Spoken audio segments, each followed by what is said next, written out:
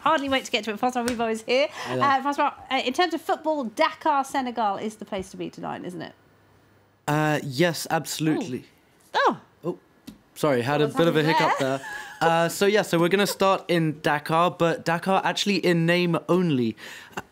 Because this year the Dakar Rally will actually be taking place entirely in Peru. So the famously grueling event used to see drivers hurtle across dirt and across desert from Paris to Dakar, but it's been held in South America for the past decade. Okay. Both amateurs and professionals face off in a variety of vehicles from dirt bikes to dune buggies and in cars and even trucks. This year, Frenchman Sébastien Loeb is finished second place last year, and he's one of the favourites this year, so hopefully we'll be able to see a tricolour flag on the podium this year.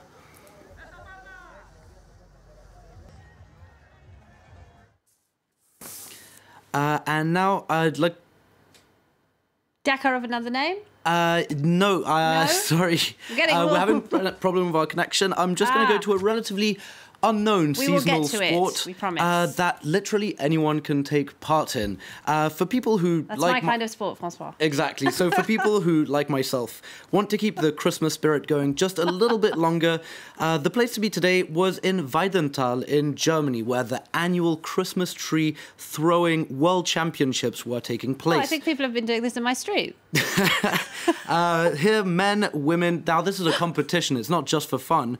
Men, women and children take turns tossing the festive plants as far as they can and as high as they can. What's truly remarkable is that this year, Margret Klein-Haber broke new records in the women's javelin, high jump and spinning events. So she's really a name to look out for in the future. That's Margret Klein-Haber. Wow, she's the champion of Christmas tree tossing. Oh, look at him. That's a good technique he's got there. Swing it around your head.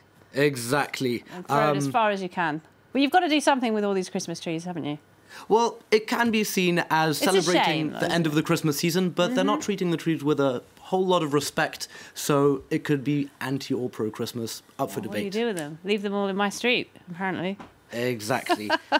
Now we're going to turn to football, to Dakar, where we're expecting tomorrow 2 major announcements in African football. Our sports editor, Ketavan Gurjistani, is on the ground in the Senegalese capital right now. Now, Ketavan, I believe you're at the Senghor Stadium where a Legends match is about to kick off. Which African superstars can we expect on the field tonight?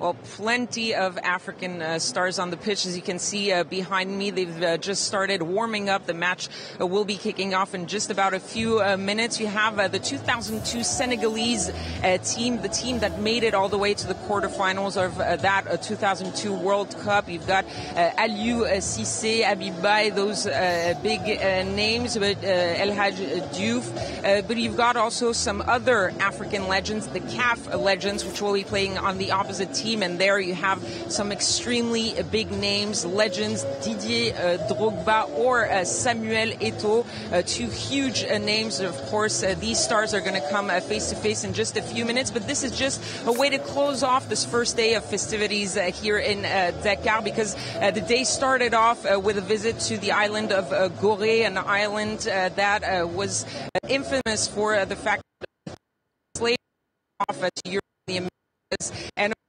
these players were there to visit that island. It was symbolic. It was historic. Samuel Eto'o really insisting on thinking about remembrance during these festivities. But, of course, everyone remembers that they are here for one thing, for the CAF Awards, that will be taking place tomorrow night. 3 men running for the title of Best African Player of the Year. There is, of course, Pierre-Emerick Aubameyang, Sadio Mane, the home favorite, of course, the Senegalese player of Liverpool, and the defending champions Mo Salah, the Egyptians, who are hoping to become one of only 4 players to have won back-to-back titles. And I asked Samuel Eto'o earlier this afternoon who he thought would be winning that title. Let's take a listen to what he had to say. They're all my young brothers. You know, if I give you a name, the others will be angry. So I say, let the best player win. They're all champions. But is there any player with which you particularly identify? All of them. I share something with every single one of them. Now, announcing the Footballer of the Year is all good and well, but what everyone wants to know is where is the Confederation going to host the Africa Cup of Nations this year? Now, it was going to be Cameroon, but they were stripped of their hosting rights. Any news? Well, there was a last-minute change of scheduling, actually, here in Dakar, because the announcement was supposed to take place on Wednesday morning, and we were told earlier this afternoon that it was actually going to be taking place tomorrow morning. And, of course, everyone, as you said, is really waiting for this announcement, because that competition is just 5 months away. As you said, Cameroon were stripped of their hosting rights back in November. Since then, everyone was thinking that it was going to be Morocco, the favorites, but the Moroccans said no, they're not interested. So now the official bidding only has two countries, Egypt or South Africa. One of these two countries will be hosting this competition. We will find out tomorrow morning. Thank you so much, Ketavan. We'll be talking to you more tomorrow. Now, from football to motor racing to Christmas tree tossing, I think we've covered all the sports. You definitely covered all bases there, Francois. Thank you, as always, Francois Vivot there with the sports.